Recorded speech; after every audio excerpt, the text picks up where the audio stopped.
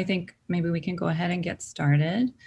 Hi, everyone. Thank you so much for joining us today. I'm Leora Visotsky. I'm the Staff Managing Director at the Center for American Architecture and Design. And on behalf of the Center and the UT School of Architecture, I'm thrilled to welcome you to this special Center Forum, Sites of Black Agency at the Margins of the 40 Acres. I have just a few housekeeping items before we get started. Please feel free to use the chat function to discuss amongst yourselves, but please enter any questions for the panelists or the moderator into the Q&A box, and the moderator will address them at the end of the dialogue. Also, for folks interested in learning more, we will share a list of additional resources in the chat box, which you can also find on the event page on the School of Architecture website. So with that, I'm so pleased to introduce our moderator for the evening, Dr. Richard Cleary. Dr. Cleary is Emeritus Professor in the School of Architecture, where he taught architectural history for many years. He received the University of Texas System Regents Outstanding Teaching Award in 2011. He currently resides in Middleton, Wisconsin, and is an honorary fellow in the Department of Art History at the University of Wisconsin-Madison, and a community associate of the university's Center for Culture, History, and Environment. He is co-author with Lawrence Speck of the University of Texas at Austin, the Campus Guide from 2011, and is also editor of Traces and Trajectories, the University of Texas School of Architecture at 100 from the year prior. His other scholarly interests include Frank Lloyd Wright, 18th century French architecture, and bridges. His current project is a study of spatial practices in sports. Thank you so much, Dr. Cleary, for being here today. Thank you, Leora. It's hello to everybody, and from Wisconsin. I'm in Middleton, which is across the Lake Mendota from Madison and the University of Wisconsin campus. Nice fall day today. I hope you get some fall coolness your way soon. I'm really delighted to have the magic of Zoom to connect with colleagues and friends and others in Austin and in the orbit of the University of Texas. I was really delighted this summer to hear from Leora, and she shared with me her idea for this event. And I knew that I would learn so much by working again with Tara Dudley, and also getting to know Ted Gordon and hear directly his thoughts. So it's my pleasure. I'll briefly introduce each of them to you now, and then I'll explain how we'll proceed. Dr. Tara Dudley is a lecturer in the University of Texas at Austin School of Architecture, where she teaches interior design history, American architecture, and African-American experiences in architecture. Her research focuses on 19th and early 20th century American architecture and design, with particular emphasis on revealing the undertold and untold contributions of African Americans. She has two book projects underway with the University of Texas Press. One examines how in the first half of the 19th century, free people of color shaped New Orleans as builders and patrons. The other is a biography of the distinguished Texas architect John S. Chase, whose firsts as an African-American include his enrollment in the UT School of Architecture and licensure as an architect in the state of Texas. Dr. Edmund T. Gordon is the University of Texas at Austin's Vice Provost for Diversity and founding Chairman Emeritus of the African and African Diaspora Studies Department. His teaching and research interests include culture and power in the African diaspora, gender studies, critical race theory, race education, and the racial economy of space and resources. His racial geography tour of the UT campus examines how its buildings and landscape features embody racism, patriarchy, and the militarist nationalism of the New South. We've included a link of the virtual version of his tour on the list of resources that Leora mentioned. It's on the event page. I encourage you to check it out. Tara and Ted, thank you for participating in this event. Now, as Leora explained, Tara and Ted will make brief presentations, and I'll initiate a conversation with them and then open the floor to questions that you may post using the Q&A tab. Please feel free to post your questions as they come to mind, and we'll try to track them. But before I pass the screen to Tara, I'd like to offer some thoughts about our topic, sites of Black agency at the margins of the 40 acres. Now, those of you familiar with the environments of the University of Texas at Austin may have seen this private apartment building for students now nearing completion at the intersection of 24th Street and San Gabriel Street in the neighborhood known as West Campus. Its footprint and height reflect the high value of the land due to its proximity to the campus proper and the demand for high-end housing by UT students. Its massing is organized around a courtyard oriented to the east. Now, is this to provide views of the morning sun over UT's famous tower for students waking up blurry-eyed after a night of revelry? Maybe, but more likely not.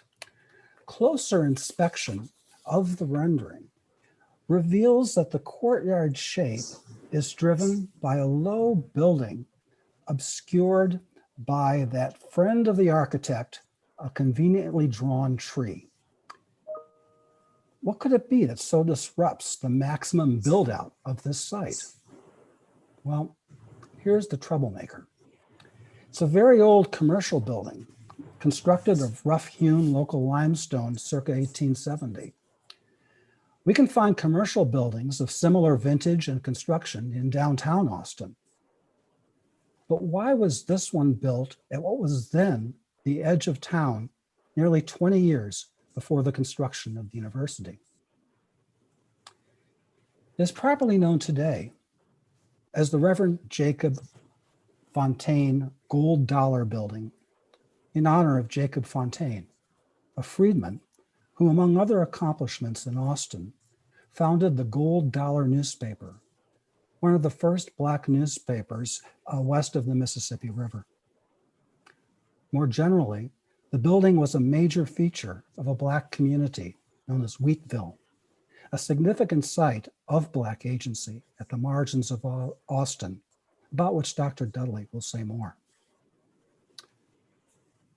In 1942, this building was the subject of a lithograph by the Texas artist William Lester. Devoid of life, except for scraggly trees and bushes clinging for purchase in the rocky soil, the image strikes me as the inverse of the rendering of the towering hilltop student residences, where the new building makes the old structure appear to be an impediment to a new social order. This forlorn image is stripped of all trace of the people who made the building their home and workplace. Now, as you might expect, the site of the Fontaine building was not as empty as William Lester portrayed it in 1942. In this aerial photograph made in 1940, we can see its location in the grid of tree-lined streets just to the west of the sparkling new buildings of the University of Texas.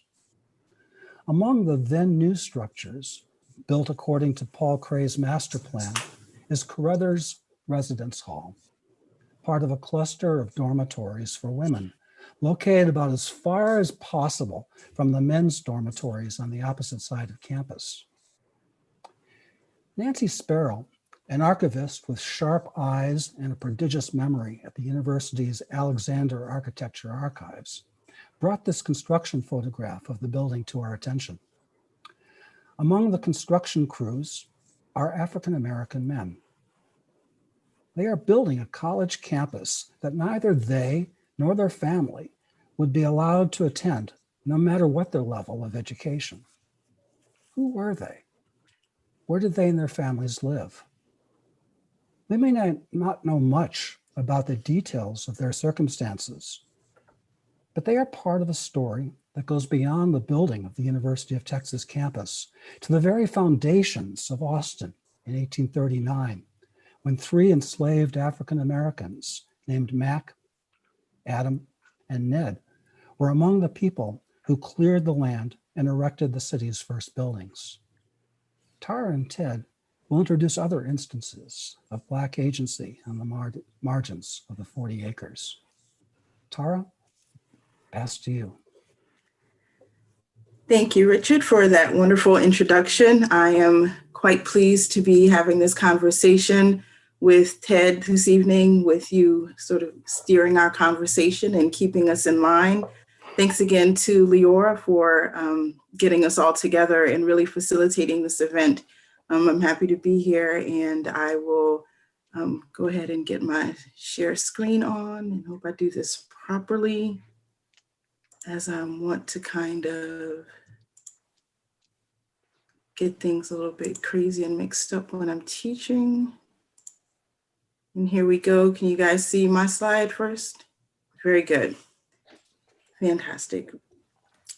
Before I begin in earnest in the conversation about the West area at the margins of the 40 acres, I would like to acknowledge the fact that today is Indigenous Peoples Day.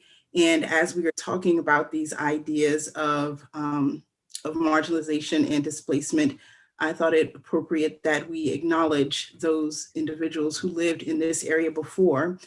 So this evening, we would like to acknowledge that we're meeting on the indigenous lands of Turtle Island, the ancestral name for what is now called North America. Moreover, we would like to acknowledge the Alabama Coshada, Caddo, Carrizo, Comecrudo, Kickapoo, Lipan Apache, and Isleta del Sur Pueblo, and all the American Indian and indigenous peoples and communities who have been or have become a part of these lands and territories in Texas. Particularly, we acknowledge the Jumano, Tonkawa, Comanche, and Coahuiltecan, who lived in Central Texas and moved through the area on which the University of Texas at Austin is presently sited. Here we are looking at the 1840 map of the siting or platting of the city of Austin that was created after the founding of the city, and much of the land in which the nascent city of Austin, mostly the downtown area as we consider it, was planned and platted by Edwin Waller. Here we have early issues sort of acknowledgement or authorship that are a bit problematic, because it wasn't Edwin Waller who specifically, he wasn't the sole person who cited the city of Austin, and certainly was not the only individual responsible for the construction of many of the early buildings in the new capital city. Among others who participated in that endeavor were William Sandusky, whose map we're looking at here, and E.J. Pillier, who delineated other early maps of the city of Austin. But there was an intent, sort of in the grand scheme of things, in the establishment of Austin for there to be a location of some institution of higher learning. And here you can see that area depicted as College Hill on the Sandusky map, the future 40 acres of the University of Texas at Austin. And in the construction of early Austin, as Dr. Cleary mentioned, we do know that several, more than several enslaved individuals were involved in the construction of the city. Among Edwin Waller's plan for the establishment of the early city, of course, which was the frontier, the wilderness. At the time, there weren't people here in Austin who could build the city. And so in his path to the city, he gathered new residents, he gathered construction materials and people who would build the city. And among those individuals were various enslaved men who were owned by people along Waller's route to Austin, and who basically rented out the labor of those individuals. From records of the Republic of Texas, we do have the names, as Dr. Clary mentioned, of several of those individuals, Mac, Adam, and Ned. And as most often is the case, we know the names otherwise of the enslavers of these individuals who contributed to the construction of the early city, which we're seeing here in an 1840s depiction of early Austin. The wide thoroughfare you're seeing, of course, is Congress Avenue, with some of the early buildings, the most grand of which was the President's House on the east side of Congress Avenue, and then the Capitol building, which was a simple log cabin structure like many of the other buildings in Austin at the time. Of course, College Hill was just a fantasy at the time. There was no thought or preparation for University of Texas at Austin, but we can see that area here at the top of the map. Among the individuals who was really influential in the building fabric of early Austin was Abner Cook. And if you know buildings like the Shaw Pease Mansion, otherwise known as Woodlawn, or the Texas Governor's Mansion, then you know of Abner Cook's work. Of course, he became the quintessential Greek Revival architect in Austin in the 1850s and onward. And among other buildings that he constructed in the city was the Washington and Mary Hill House, today known as the Neil Cochran House Museum. Here in this slide, we're looking at that building in the smaller image at the lower right, and then the building that we have come to associate with the enslaved people that Washington and Mary Hill would have owned, and also with those individuals that Abner Cook enslaved. We do know that he owned enslaved individuals who likely would have worked at the brick kilns. He owned two along different areas on Shoal Creek, and for a time also owned a lumber mill in Bastrop. And those endeavors would have contributed greatly to his architectural output here in the city. Also relationships that he had with other individuals who had land on which local limestone quarries were located. As opposed to much of his work being in lumber or brick, we do know that Abner Cook, and can still see today, many of the buildings that he constructed, or he supervised the construction of limestone, because much of that work and many of those buildings would have been constructed at the hands of enslaved individuals.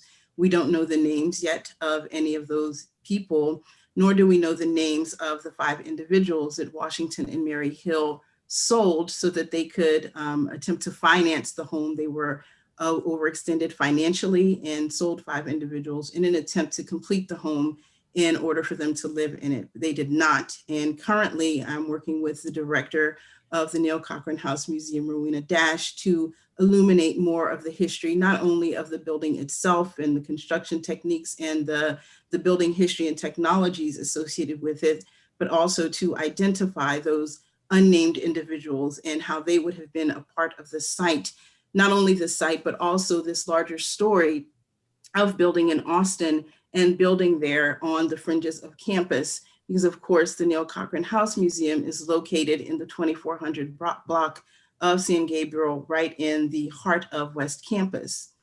The 1870 census of the United States shows that a significant number of formerly enslaved men who were well-versed in the building trades, from carpenters to even blacksmiths, plasterers, individuals who worked at brick kilns and stone quarries, lived throughout Austin in various enclaves that were inhabited by formerly enslaved individuals. And so these communities, known as freedom colonies or freedmen's communities, were located not only in Austin, would we consider Austin proper today, but also in outlying areas of Travis County. One of those communities was Wheatville, of course, located in the heart of what is now West Campus. And the 1870 census shows us that there was a significant number of carpenters and men otherwise involved in the building trades. The 1870 census and other historic records, archival records, also show us to the extent which a lot of these individuals were involved, not only in building, but just in influencing the built environment as property owners, as entrepreneurs in this area. And so here we have the location of Wheatville, which was located just north of the city's then corporate boundaries, and really was a sizable community and home to a significant number of free men, women, and children. at the time. And we know that men like James Wheat, Joseph Carruthers, George Franklin, Joseph Gordon, Scipio Thompson, among others, who were all carpenters or otherwise involved in the building trades, were really influential in not only building this community physically, but also responsible for the socioeconomic growth and endurance of that community in the post-bellum era. And so we have builders not only in Wheatville or west of the future University of Texas campus, but many others who are really involved, invested in the establishment and growth of that community. And so of course, in our, many of us know all about James Wheat, whose name was given to the founding of that community, even though there are a couple of others, including the builder Joseph Carruthers, whose property purchases in that area that became Wheatville predate the purchase of James Wheat. But we know that James Wheat was a carpenter. He was formerly enslaved in Arkansas. He arrived in the Austin area with his family about 1867 and amassed several lots. And so here we see the location of the property, the first property that he purchased in the future Wheatville area. And although, as I mentioned, he was not the first freedman to purchase land in that area, we do get the name Wheatville from him. And so we're looking at a Sanborn map from 1920 that shows the location of that property, as well as the property transfer from Colonel John Thomas to James Wheat for that property. Perhaps one of the most important, or the figure that looms largest in the history of Wheatville, also because we still have that building present, at least in some form, is Jacob Fontaine. But the property, this house that Dr. Cleary so greatly introduced us to, belonged first to a gentleman named by the name of George Franklin. So he actually built this two-story stone structure, which was the only two-story stone structure in Wheatville, so very prominent in the community. It would have been very prominent on the landscape at that time period. He was another carpenter who purchased several lots on San Gabriel Street in the late 1860s. And this was among some of the buildings that he would have constructed in the community there. We don't know a whole lot else about George Franklin, but it's very important that this very prominent building was there and enabled Jacob Fontaine and his family to really develop their homestead, if you will, in the Wheatville area. Fontaine, of course, was born in Arkansas. He came to Austin in 1839 with his enslaver, Reverend Edward Fontaine, who was a secretary to the president of the Republic of Texas, Mirabeau B. Lamar. After emancipation, we see Fontaine become a significant figure in the African-American community in Austin. He was associated with this site in Wheatville from about 1875 to 1898. And it's interesting, even in the listing of this property as a city landmark, a lot of the sort of specific, very detailed information that I personally, as a historian and historic preservationist, like to get down into about the chain of title and if Fontaine actually owned the property is not apparent. And it appears that he did not actually own the property on which this building was sited, but at one time or another may have owned one or more adjacent lots. Nevertheless, he and his family were associated with this site for a very long time. They actually lived in this building. He ran the Gold Dollar newspaper, which he had founded in 1872 from this building. Other activities with which he was involved here from Wheatville included the founding of several African-American Baptist churches, two of them which were located in Wheatville, several others in Austin and throughout Travis County. And he also really emerged in the early 1880s as one of the major Black advocates for the siting of the University of Texas at Austin to be located in Austin. And it was J.J. Pickle, another figure important with the University of Texas, who said, quote, "Fontaine must be considered one of the founding fathers of Travis County's Black community," end quote, which is very interesting considering that, and I'll get to that a little bit later when I close, that for a long time, even the name of this building wasn't associated with Fontaine or his history. And even as he was, of course, very instrumental in the University of Texas coming to Austin, of course, when the university was chosen by popular election in 1881, then the cornerstone of main building laid in 1882, and the university opening the following fall. In September of 1883, as we know, the university was not open to African Americans. Here we have a map, or a couple of maps showing the university in its early days. Of course, here we see this figure that looms large on the landscape being Old Main Building at the University of Texas campus, with Wheatville being the highlighted area. Of course, this was a much more dense and vibrant community, as is shown on this map, even as we can see the growth that has started to occur all around the margins of this new university and its importance to the area. This map doesn't really do justice to the community and the thriving contributions of many of the individuals who live there. It doesn't suggest the significant contributions and really the Black agency for families, individuals who lived here. By this time, we have the Wheatville School, which would have been founded in 1881. And a couple of the churches, and the school is in this map encircled, and we have in the two red triangles, two of the churches that had been founded by Fontaine. At the bottom along 24th Street is New Hope Baptist Church, and then the other church on what was in Center Street was Pilgrim Home Baptist Church. The names that you see here are the names specifically of some of the builders that I've mentioned, like James Wheat, Joseph Carruthers and his residence, of course, the home of George Franklin that was later inhabited by Jacob Fontaine and his family.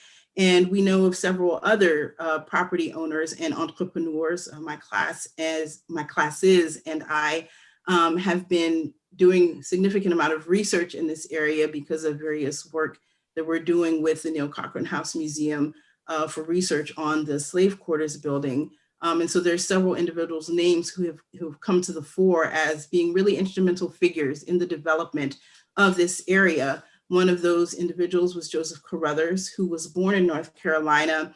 He was in Texas by 1859, when we know that the first of his children with his wife, Sally, was born. He became a property in the Wheatville area not long after the Civil War, also purchasing land from the same gentleman, Colonel John Thomas, that James Wheat had purchased property from as well.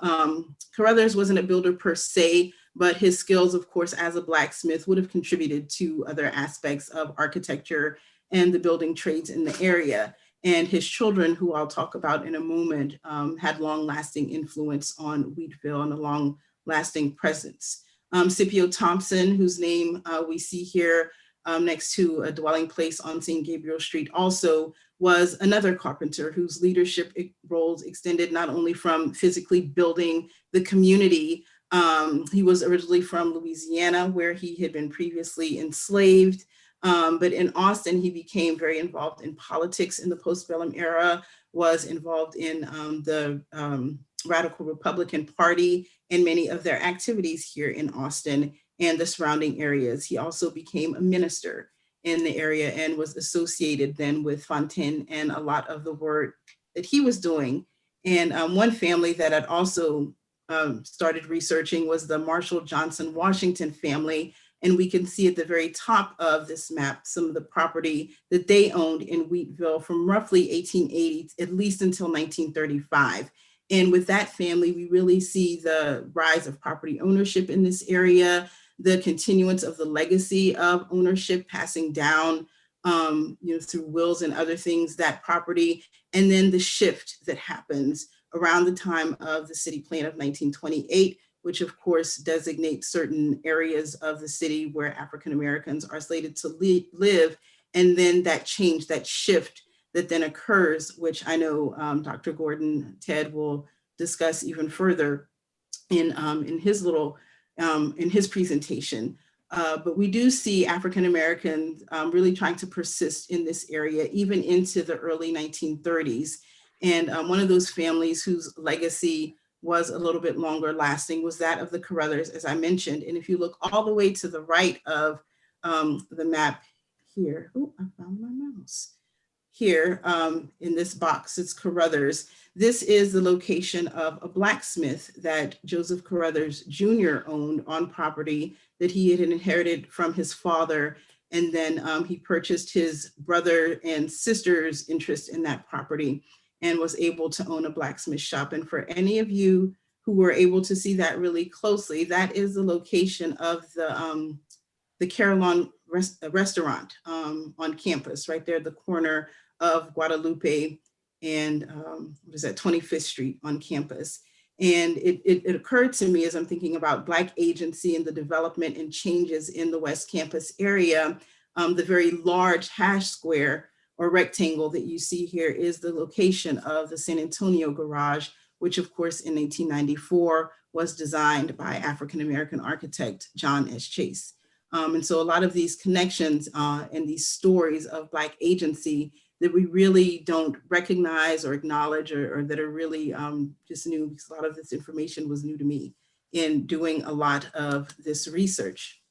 And of course, with that shift that I mentioned here in the late 1930s, we have a view of the former Wheatville area looking west from campus.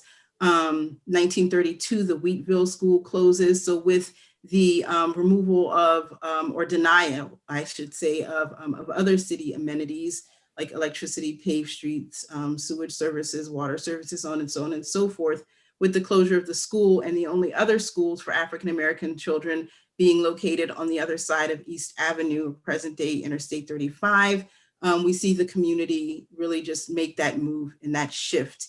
And then we have the arrival of much of the early student housing, fraternity and sorority houses, even in this early date, even as early as the 1920s, coming to this area and really changing the not only the physical character, but the overall identity of the area of campus that was located to the west.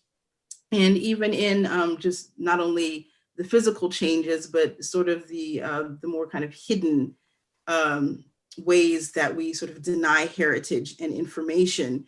When the Jacob Fontaine Gold Dollar building was listed as an Austin landmark, it was named the Francetti building, of course, recognizing the Italian-American family who had come to the property in the early 20th century and did own the house and the property for several decades and owned a store there. But there was no really mention of the Wheatville community in the landmark application or the ties to Fontaine or George Franklin and otherwise.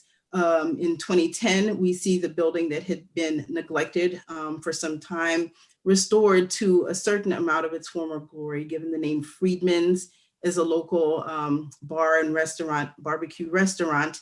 And then the restaurant closed permanently in 2018, particularly after negotiations and other things failed when the planned student housing, which Richard showed us and discussed earlier, made plans to completely surround that building, really, which would not have made having a restaurant viable on this site. And so we see a literal and sort of figural covering up of the history of this particular building, which is the only extant remnant of Wheatville.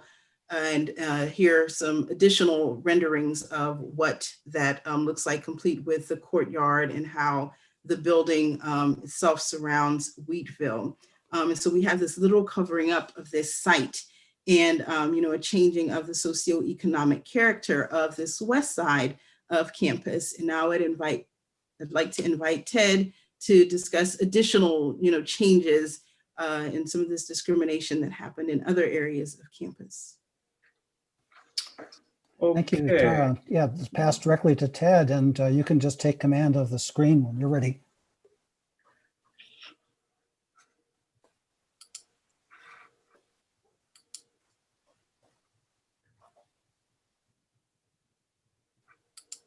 While Ted is transitioning, please feel free to type in questions that to be asked as they come to mind in the Q&A. So I wanted to thank Dean Addington and Leora Vitatsky, and of course my co-presenters Tara and Richard for having me. I know that you all want to get to asking us questions and things like that. This is such a rich topic that I've got much more than my 10 minutes allotted, but I'm going to race through so that we have time to talk about all this. So one of the themes that we've got going here, clearly from the name that we've given these presentations this evening, is Black agency. And I want to talk about Black agency in relationship to both the built environment and somewhat of this sense that Tara has already covered, although not in the same depth, but also Black agency in the sense of movement and the creation of community, which I think is an important part of what's gone on with Black folks in Central Texas and Austin in particular over the last couple of 100 years. We often don't think about, or maybe only recently have been thinking about Austin and Central Texas as a place where enslaved Africans spent time in the pre-bellum period. But in fact, in both Bastrop County and what's now Travis County, there was a large percentage of the population were enslaved folks. The first, J. Mason Brewer, who's an important figure, folklorist, literary figure, a Black man who spent time teaching at Houston Tillotson, is probably second only to Zora Neale Hurston as a Black folklorist in this country, points out in his really seminal work that he did with his students at Houston Tillotson. It's called The Historical Outline of the Negro in Travis County. Really an important piece. He draws our attention to a young woman by the name of Mahala Murchison, who was brought to Austin and who, with her master and mistress, lived in a tent right about where the Congress Avenue Bridge currently crosses the Colorado River, or the, Ladybird Lake or whatever it is, right in about here on this old map of Austin. She arrived in 1839. There were few houses built at the time. They, as I said, lived in a tent.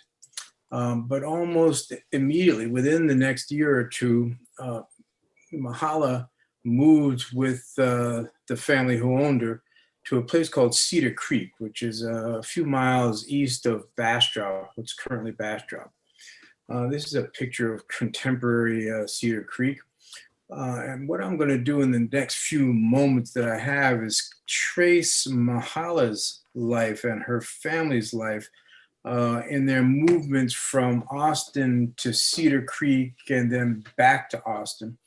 And one of the interesting things here is that the community that Mahala's children make in Austin is similar in some ways, but very different in other ways from the community that Tara was talking about that sprang up and we now call Wheatville, in the sense that Mahala was almost certainly the daughter of her master's owner, her owner's brother.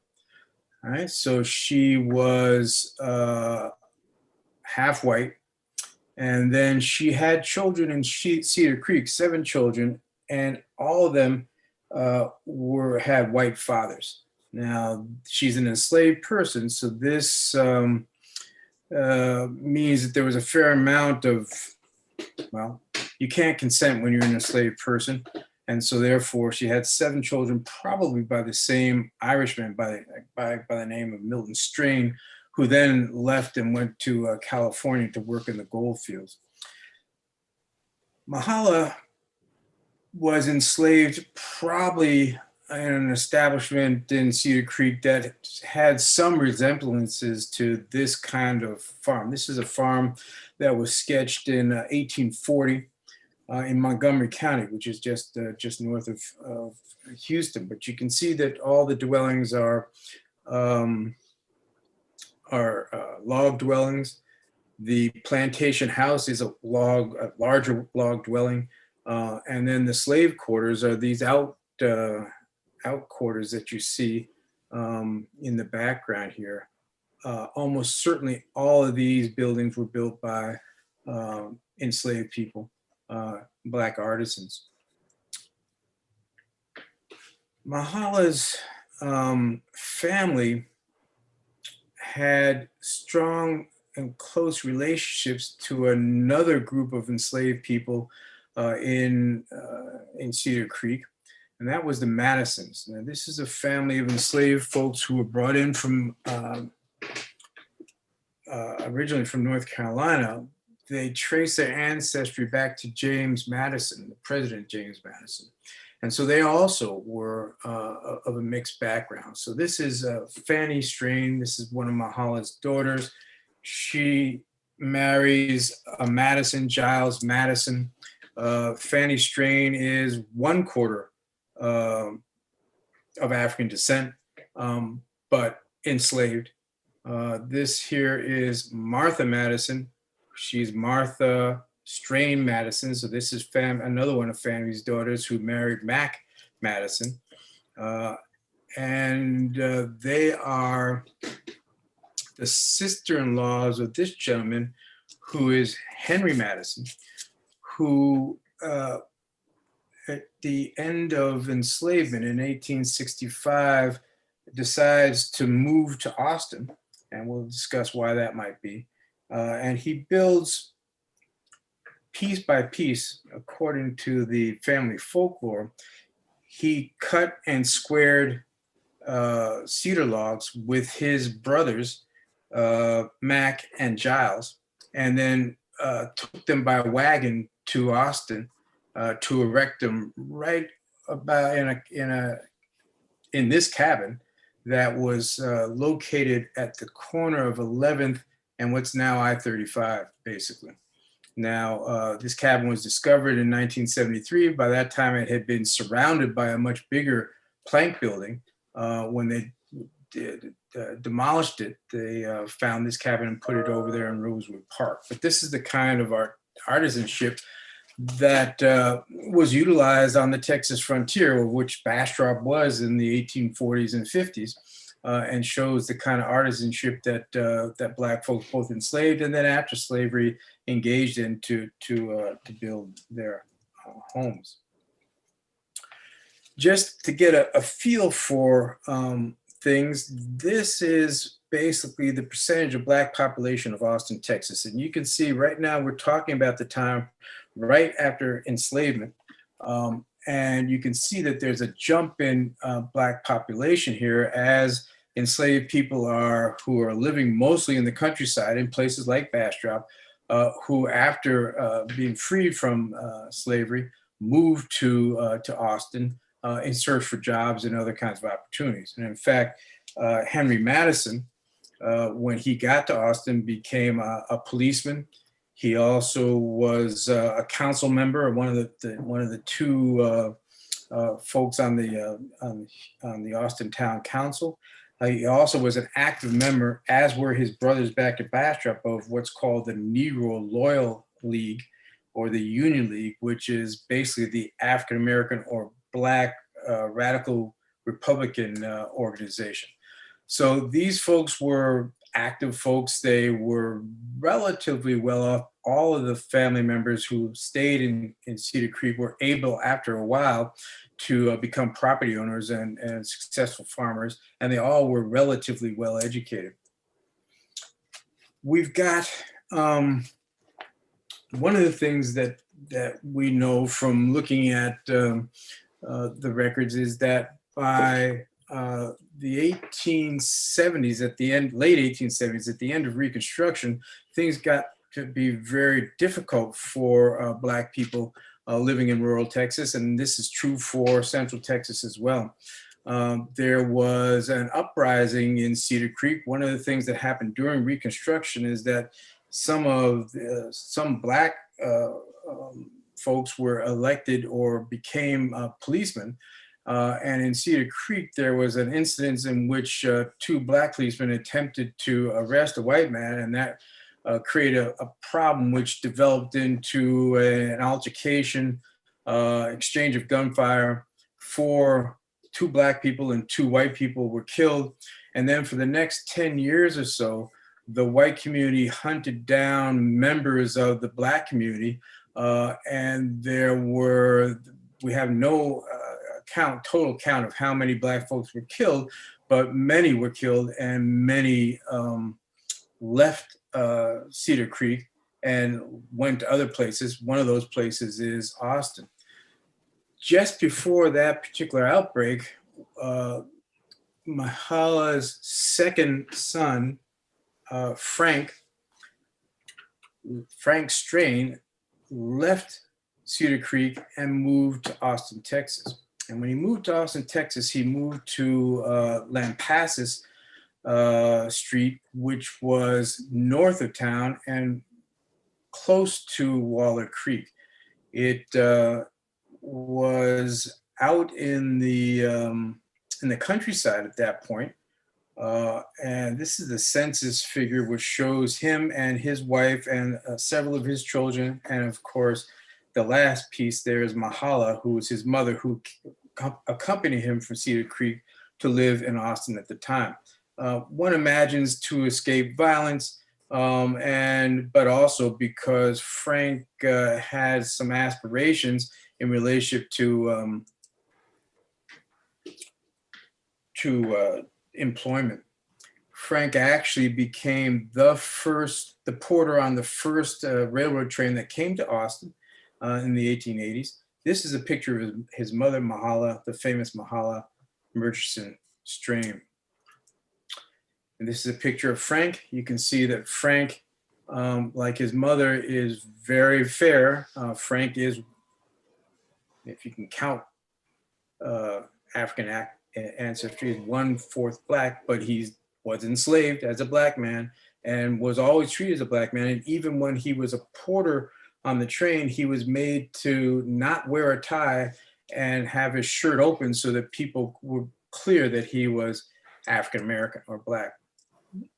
So Frank is living at 107 East 26th Street with his wife and his mother in the 1887 city directory. He's there again with his entire family, including living with his son-in-law in an extended family situation in the 1900 census. And this is the home that he had built or he built. You can see this is a far cry from the log cabin that Henry Madison had built, his brother-in-law had built back 15 to 20 years earlier. But by this time, because he was a railroad porter, he then became a janitor in the local white elementary school, Woolridge Elementary School. And so therefore he was a relatively middle class and relatively wealthy African American. This is his family. The two oldest daughters, the one on the right, Effie, was married to T.A. Webster, who was a black doctor. They're living 107 Lampasas. And when I first saw this name Lampasas, I couldn't figure out where that street was. It's not anywhere in current Austin or anything, but it's actually Speedway. And so 107 Lampasas Avenue, this is the University of Texas. This is 24th Street here.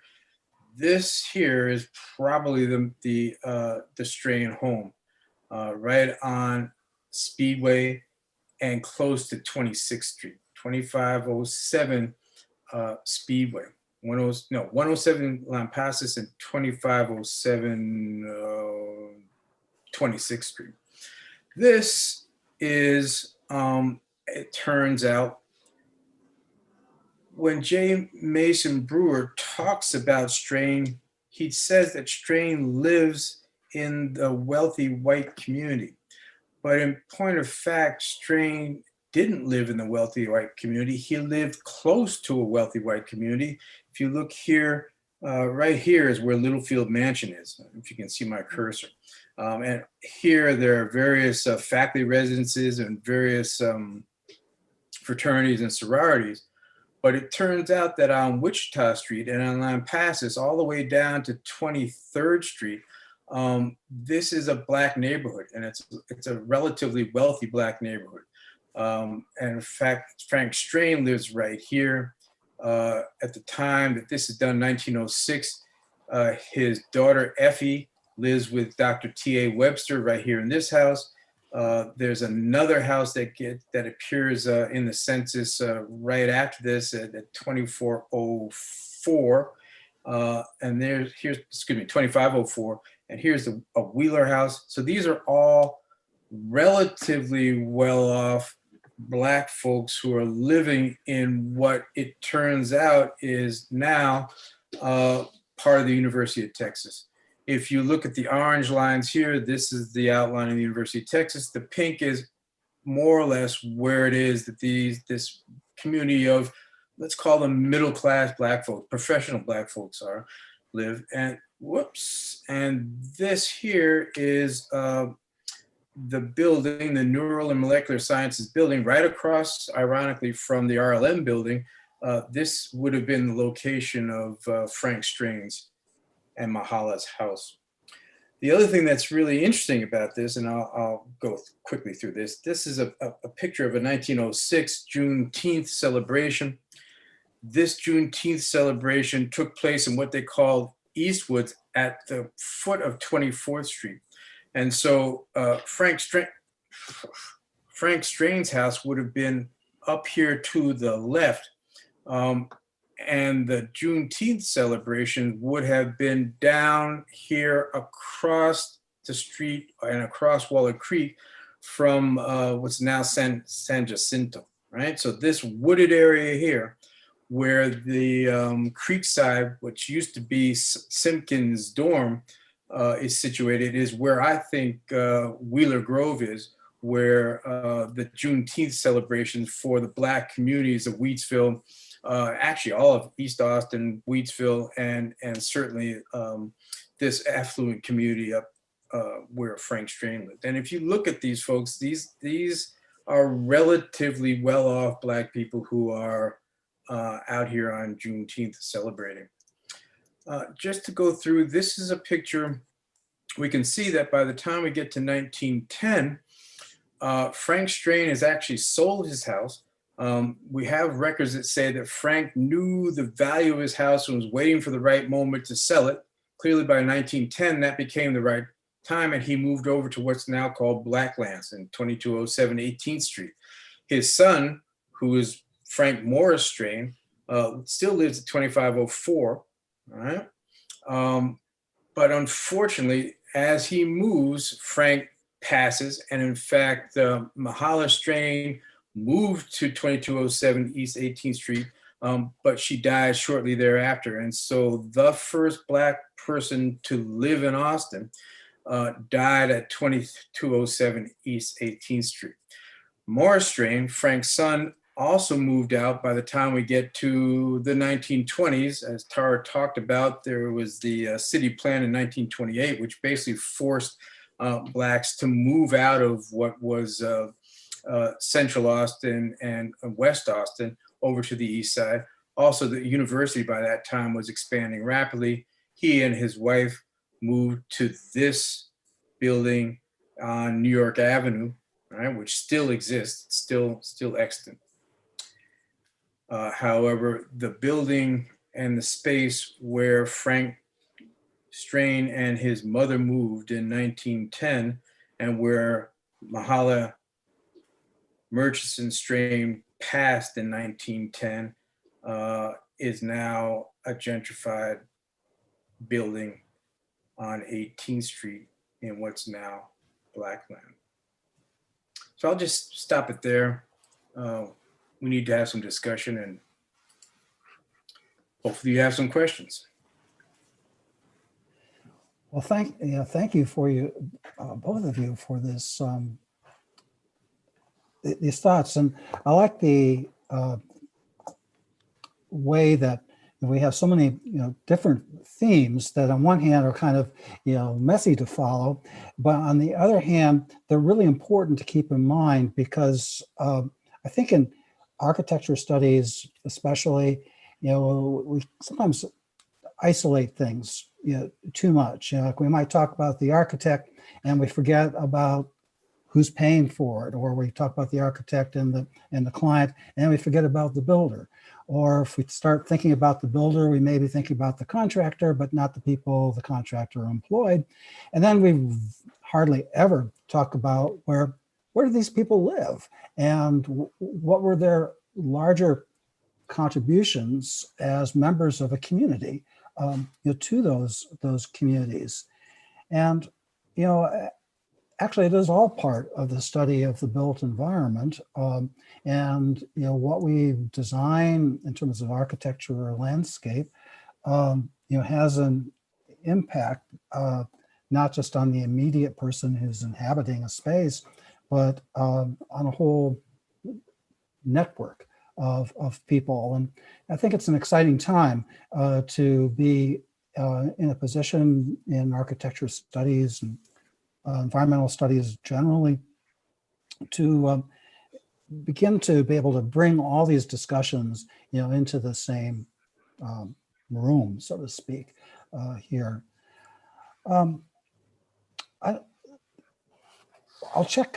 So first thing of business is those of you who are following, feel free to type in questions into the Q&A. They can be directed just generally, or they could be specifically to Dr. Dudley or Dr. Gordon, and we'll turn to them shortly. I guess so. The story that Tara told us was we were looking from the kind of the west, pushing to the east on the physical landscape of Austin. Ted was speaking about really a sweep that sort of begins in Austin, then moves out to the Bastrop area, and then comes back, to Austin. I think a kind of a general question I'm curious about is, the chart that you showed, Ted, of the general population of Austin over time, and of where it was, I think, like 36% of the population were African American in that 1870 or so census, that decade or the other, and then it kind of drops down into the 20s, and I guess as a consequence, as that population curve is dropping down as percentage of population, that's one of the things that becomes a real challenge for historians like Tara, the work that you're doing, in trying to track people who become, for a whole number of reasons, less visible as other demographics shift, and the African American population's place in the overall scheme of Austin can be so easily overshadowed, I think, by other groups there. Do you have any thoughts just about that question of the population demographics, and either the challenges that you face, Tara, as you're kind of pursuing the contributions to, say, Black builders in general, or further thoughts, Ted, you may have about the kind of way we just so easily overlook certain population, the African American population in that area, just kind of the northeast part of the old campus, just off the 40 acres. And we hardly ever talk about who these people were, except that, there were some houses there, but it's kind of left to assume that they were all just kind of like, white people. And we don't really specify who they are.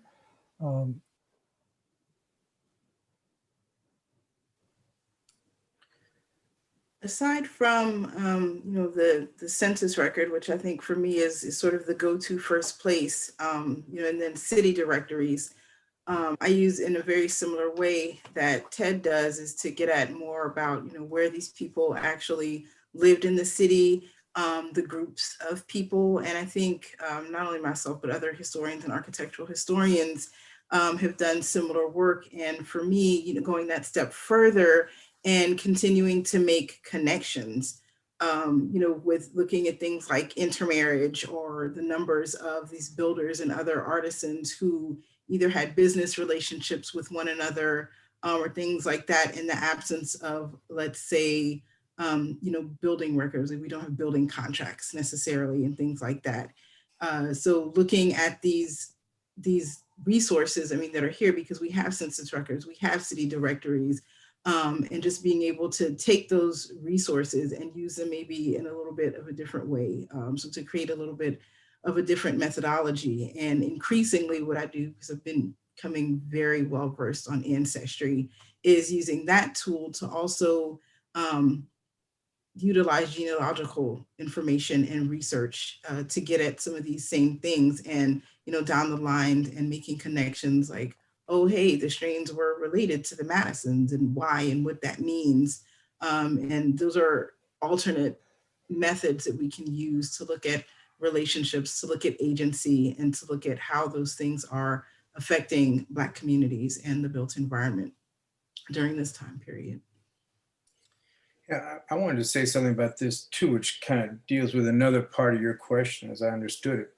And that is one of the things that hard to get across in a short period of time like this, that I want to problematize, is this whole notion of gentrification and Black movement. Because gentrification is generally thought as something that's done to Black people and other poor people, and that's definitely the case. But one of the other things that you can see by that graphic that I had up in terms of the population of Blacks in Austin is that we're making decisions ourselves. And when things get problematic, and when Black sociality is threatened, we leave and we go someplace where we can establish Black sociality. So, when Bastrop in the rural Texas becomes too violent and too out of hand, we come to Austin. We don't just come to any place in Austin. It's definitely not the case that Frank Strain put his house up and there's nobody else there. He may have started out with nobody else there, but there's a whole Black neighborhood around him. Wheatville is a neighborhood, so we're looking for Black sociality. You see that big drop that happens in the population by the time you get to the 1880s, 1890s, 1900. That's when lynching and racial violence against Blacks throughout the South is as bad as it's going to get, and people are leaving town and heading north. And then, if you can think about the rest of the decline of the Black population in Austin as us being forced out, and we definitely were forced out, particularly out of Wheatville with the 1928 plan. But it's also us leaving for greener pastures, for places where we can create our communities, where we can create sociality. So, we may not be in Austin, but we're definitely in Pflugerville. So, the move to, there's two sides of every story. The Black folks have been the objects of oppression, violence, et cetera, but we also have been the objects of our own creations of civil society and building our own environments. And we do it where we are able to do it in social groups, in community. And I think that's the interesting thing about that kind of statistic, is it tells two stories at the same time. Yeah, I was struck by that, related to it, that when you were speaking about movement, say from Bastrop, when things become bad out in the countryside, moving to Austin because it's a safer place, you really have to drill down into census records to see who's coming and who's leaving, alongside that kind of larger demographic transition of percentage of African Americans to the overall population of Austin. There are a lot of things to keep in mind, and not just to kind of take a simple reaction to a piece of data like that. Well, one of the interesting things with what Tyra is looking at in Wheatville is that Wheatville, from early on, there are people like Fontaine and all that who were associated with who were enslaved here. Joe Gordon, his son-in-law and all that, and his wife worked on the peas plantation and all that. But most of those peas folks were over in Clarksville. Wheatville is very, like, there's people from all over. When I went through the census, they're from like 12 or 13 states. It's phenomenal. They're from all over. Whereas the slightly later group that I'm looking at over here on the east side are mostly from Central Texas. So there's a sense in which those folks from elsewhere in the South, when things are, Austin looks good, the frontier looks like a good place to come to for a while, and then we start to leave. And even some of these figures in Wheatville, because one of Joseph Carruthers' sons, he goes, we're talking about other places, but they really go farther afoot, because I think he went to LA and became a significant member of the Black community there. Scipio Thompson, one of the builders that I mentioned, who had really become involved and was known as a great orator. And there are even mentions of him a lot of occasions in the Statesman. But he goes to LA too, I think, and becomes really involved in the Black community, becomes a minister. He's in the newspaper as a minister. Right. There, so. And there is some very real risk and some very real violence. One of the things that Tara didn't mention, but I'm sure if we had more time, she would, is that the gold dollar, Fontaine was burned out. They burned down his press. Mm-hmm. In 1876. So it's, yes.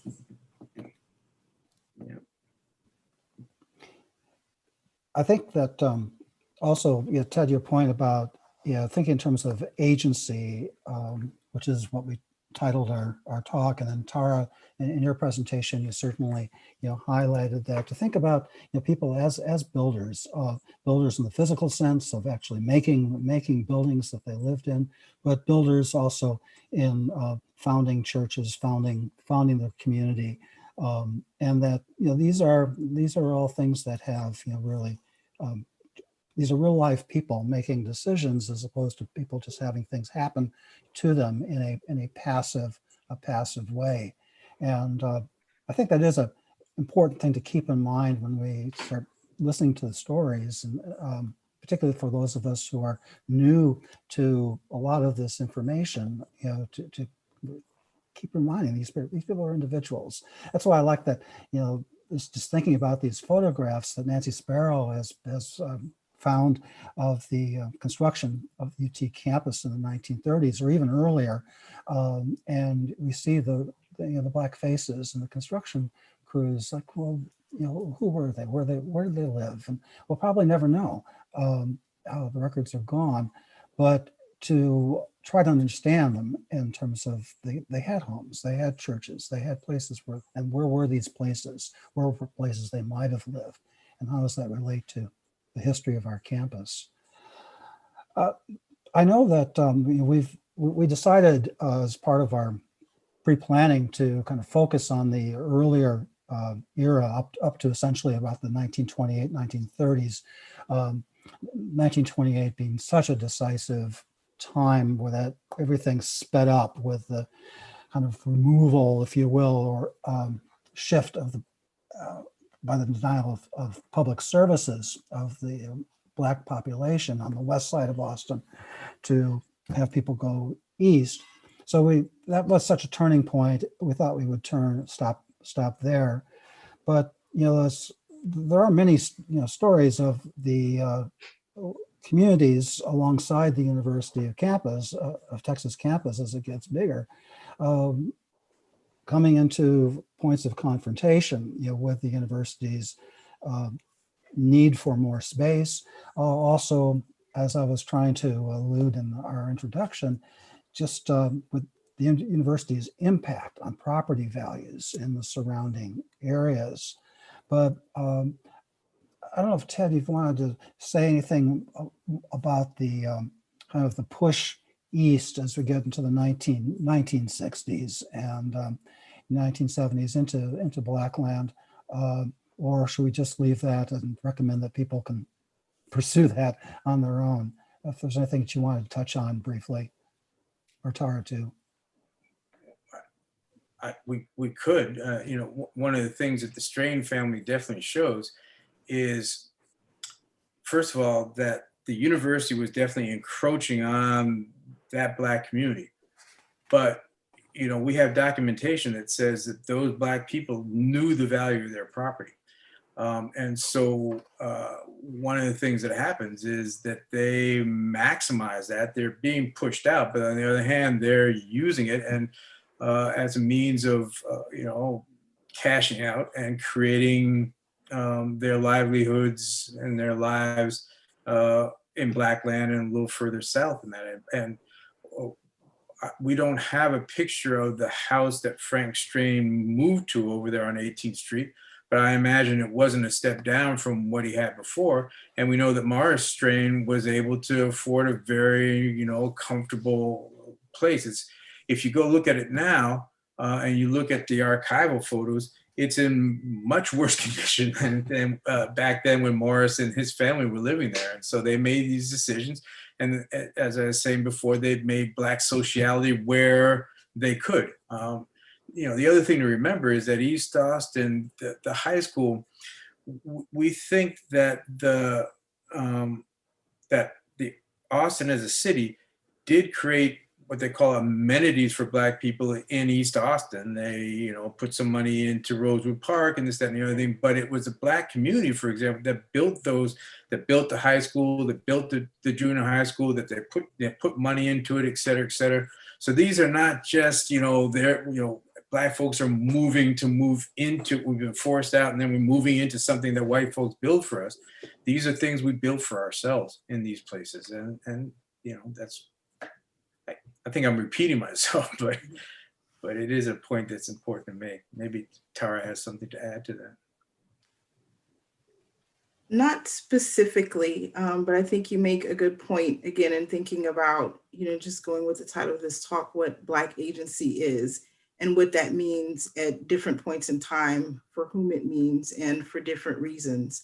And just to really think about all of these factors that play into that. And of course, we can think about this, and move beyond maybe a little bit the 1920s and 1930s with what happens as far as the gentrification of East Austin and thinking about the vibrant African-American community that was there, the commercial districts along 11th and 12th Streets. And really, there was everything there for the African-American community. And then with desegregation and other things, the decisions then that are made for better or worse to move out to suburbia and other places in search of opportunity. On the one hand, where it seems like maybe those are kind of more self-driven motivations, but then you have things again that are going back to maybe even the antebellum era, the results of the 1928 city plan and the way that that certain areas were labeled in the zones in the planning that was created. And so then what happens with taxes and with individuals and families, particularly as people get older and are again priced out of their homes. So it's like this vicious never-ending cycle with, it's one thing to, learn about the history and talk about all this stuff, but also, how do we stop this cycle from recurring? How do people, recognize the importance and the value so that they make maybe not better, but different decisions perhaps. And then on the institutional level, whether it's, city government or institutions like the University of Texas, what could and should be done to prevent, further displacement of BIPOC people or people, from their communities. I think that Richard, your comments, Tara. Oh, sorry. So you have a number of questions in the question and answer. I don't know. Yes, that's what I was just turning to here, because Tara's points touch on, I think, a question you both might want to elaborate on.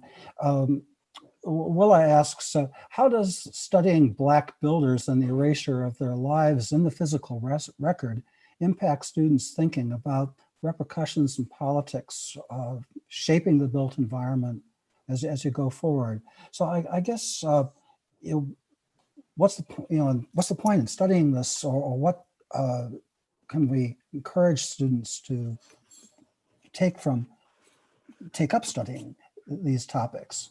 Well, for me, and particularly with a background in preservation, and as a preservation consultant, it's always about, Section 106 and, things like the National Register and determining what makes a building or a property significant. Well, a major component of that is, the historic context. So which the history, this building is significant because, so this is why we should preserve it in XYZ or format. And so if we don't know this history, we don't know this information, of course, we have our American architecture textbooks because we're talking about Austin and American architecture. This is problematic for the field at large. But if we don't know this history to begin with, and, the building of buildings by African Americans and other people of color is not part of the architectural canon. And so we don't know those stories to create a sufficient context, because of course it's not going to be the same as for what white middle class people are doing in antebellum Austin or any other time period, whatever comparison you're trying to make, whatever time period you're trying to explore. And so I think specifically studying the builders and who these people are, especially when we're talking about architecture, and for better or worse, a lot of times we're talking about a physical structure and how it got there, the style. And a lot of the times that information is not relevant in the same way that it might be to another historic resource. And so studying builders, Black builders specifically, is another venue to explore those ideas, who these people are building, what are the social and economic circumstances in which they're building, why they're building something in a particular way. And a lot of times, again, as I've said, by starting there and studying the people, I can make these broader connections and find these threads then that connect to the larger story of Austin, if we're talking about a building in Austin, or even New Orleans, as some of my additional research has been done. And so that I'm able to get to the bigger picture, and then how that applies to, just American architectural history in general. I guess that the idea of constantly being able to shift scale, from the larger, American architecture scale down to the micro level of a sub-neighborhood in Austin, and be able to constantly zoom back and forth is useful. It provides tools for a student to be able to take to other places, rather than simply being something seen as only applicable to just Austin. Yes. To be able to jump back and forth. And also a way to get at other resources, because of course, we see the same stories over and over again about Wheatville and Clarkville and Masontown and the Freedom Colonies and other communities that freedmen established over the course of the late 19th and early 20th centuries. And it's an opportunity to step out of that box and to be able to, again, get a larger picture of the development of the communities and how they were established and why they were established and what happened to them ultimately. There are a couple of questions Can I answer? Yes. Can I? Because Absolutely. I think my answer has something to do with what Tara just said, but it also addresses to a certain extent what Dean Addington was asking. So my interest in this history has to do with my interest in commemoration and in public history. And so, one of the things that's very clear about the University of Texas, and, this is a theme of my racial geography tour, is that the University of Texas is a completely curated environment in which it's built out, and the way it's built out is invested with meaning. The names we put on it, we have statues and spaces and all that. And that meaning has its public history, and it's meant to guide us into a particular kind of understanding of who we are and what our futures can be and should be. What happens with Black folks and underprivileged folks or underpowered folks everywhere is that we don't get a chance to create those kinds of public histories, which then talk about who we are, but also about the futures that we can envision jointly. So one of the reasons that I engage in this work is to public histories, standard status quo public histories contain silences, and they are silencing certain groups of people. So this kind of work gives voice to the folks who have been silenced in that kind of way. And one of the things in answer to Dean Addington's question. I think that these kinds of histories that Tara and I are producing need to be made public in various kinds of ways, commemoratively. So, for example, it is really stark, the difference between the way the Neil Cochran House has been preserved, and I give those folks credit, and the people who are in charge of that now are very broad-minded in terms of this, but it's stark. You look at the Franzitti building or the Gold Star building, and then you look at the Neil Cochran, and you can tell whose history has value and what stories it is that we value. So one of the things that needs to happen is, and it's happening with Neil Cochran needs to reference that community, Wheatville and all that. But what remains of the Gold Star building needs to be able to be commemorated. It needs to be able to have its own voice in the same kind of way. I would say the same thing about the former Black community that exists beneath the pavement and under the buildings of the University of Texas, because it's there. That needs to be brought out, and people need to know that there was Black sociality and Black agency in those places. And that can be done through QR codes. It can be done with plaques. It can be done through teaching folks in school. It can be done in any number of artistic ways. But we need to be, I'm about creating alternative commemorations to bring forward the kind of public histories that I think we need in order to be able to create the kind of future that many of us, I think, would like to see happen. I think Ted's absolutely right. And a lot of what I do, of course, is scholarly and academic, and preservation work, wearing a hat where the work you produce might involve a lot of research and archival research. But you're producing it for a client who might choose to share that information or not. What I enjoy about my research is being able to get that to the public, whether it's through lectures or talks or forums like this one. But again, I think this is a certain audience for this kind of event. And absolutely any kind of digital or technological approaches. One of my best friends who does a lot of coding kind of things was like, you should take some of this history and information and create an app where you can go around Austin and look at sites, and it'll bring up, where you are and tell you some history about it and bring up like a historic photograph.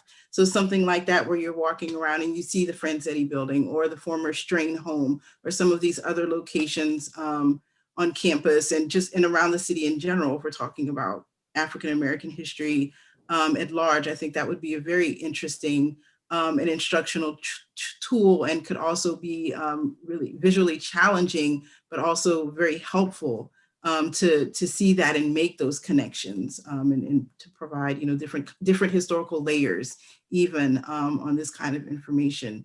I think I'm not going to say the possibilities are endless, but I think there are lots of opportunities for this kind of information to be shared aside from a written historic context or a plaque or something of that nature. I think we should be more creative and think very specifically about how to make this information really public, not just for the university audience, just for any individual who's interested in learning this information and having that accessible. I think accessibility would be something that would be really important and key for me as far as the sharing of this research. Yeah, well, it speaks to a question that came up in the list about the importance that once you have a plaque, it's not done. And the plaque may be wrong or outdated. And there's a constant need for the research that you both are doing to refresh, but then we have to kind of urge those plaques to be changed and for better, richer interpretive structures to be created, more accessible ones. There's a question that came in from the YouTube for Ted. Are there students in the Warfield Center contributing to the work that you've been doing or associated with? Not yet. This spring, I'm going to be teaching a course, which is, I always forget the name of this thing, experiential education. So it has a experiential education flag. and it's going to be based on the racial geography tour that I do on campus, but it also has a Texas history flag. So what we're going to be doing as a class, and I hope to do this, I think Tara's already doing something like this with her class, is that we're going to be getting students involved in looking at commemorative projects, thinking about what the history of those commemorative projects are, fill in the silences that are there, and then to create alternative commemorations that speak to the commemorations as they stand. And so that's not exactly, I don't think, what the questioner is asking, but it's my response. So I'm trying to move in the direction of having students be more involved in doing that kind of work, and there will be many students who are involved in the Warfield Center with that. But to say that I'm working with the Warfield Center right now on that, the answer to that is, well, yes and no. I do have student research assistants that help me, and some of them are associated with the Warfield Center, but it's not specifically the Warfield Center. There are a couple of questions related to the Fontaine building and what the current level of interpretation and the plans for its preservation and interpretation. I don't have any information on that. Do you, Tara or Ted, if you heard? I don't know anything specifically. I don't know the developers. You haven't spoken to them or anything like that. Most of what I've seen is via news and maybe one or two things that maybe the THC, the Texas Historical Commission, put out, but just through public media in general. And so I think their plans to save the Fontaine building were that it's still there and that it didn't get demolished. As far as any other kind of interpretation, I don't think that's the plan. I hadn't seen anything as part of the process in getting permissions to construct the housing around the building. And then there's a question that I see about displaying more accurately the history of building like the Franzetti building. In the late 1970s, when this building and a lot of other buildings were either became, or even later, became City of Austin landmarks or were very early listings to the National Register of Historic Places. As far as the NRHP, there wasn't even at that time the different categories for listing something as being significant for ethnic heritage, whether it was African-American heritage, Mexican heritage, Asian heritage, whatever. That wasn't even an option. And so basically, if we're talking about the Neil Cochran House Museum, there's no mention of the slave quarters buildings or any other outbuildings for that matter that might have been present on the site. Is that house is Greek Revival and it was built by Abner Cook. There's not even really any information about Washington and Mary Hill, who paid for the house to be constructed in the first place. And so there's that challenge because of course, when you're doing history on a property that you know is listed to the NRHP as a City of Austin landmark, you go to the application. And so when you have those kinds of silences compiled with other kinds of archival silences that you're dealing with, I think in those cases, and I don't know what that procedure would be. I know Greg Smith from THC is here. Shout out Greg, who's in charge of the history programs. I think there should be space, particularly if it's been decades past when properties were listed to the National Register, there should be an opportunity for historians or whomever is working on a building, if they have additional information, somehow, some mechanism for that, if not for a rewriting of the application or renewal, I'm missing my word here, revision of the and resubmission of the nomination, some kind of apparatus to where additional information can be added that would enhance the history and maybe people's argument for significance and so on and so forth. And so the sort of ending question that Geneva has posed is how can we learn about the entire picture of a property's historical significance? Well, because we have to go outside of the box sometimes and then look, Ted talked about, the silences in work and their silences in the archives. We have, even if we have newspaper articles and so on and so forth, that information hasn't necessarily been brought out. And so I think it's a responsibility of preservation of historians, whether you're more of an academic historian or a public historian to flesh out these things and bring them forward. Well, with that, our time is about up here. Ted, do you have a last word that you would like to say before we go into the sign-offs? Not really. I enjoyed the conversation, and I'm glad that there are folks who are taking these things seriously. There's our built environment is so much more than just a built environment. It also has real meaning.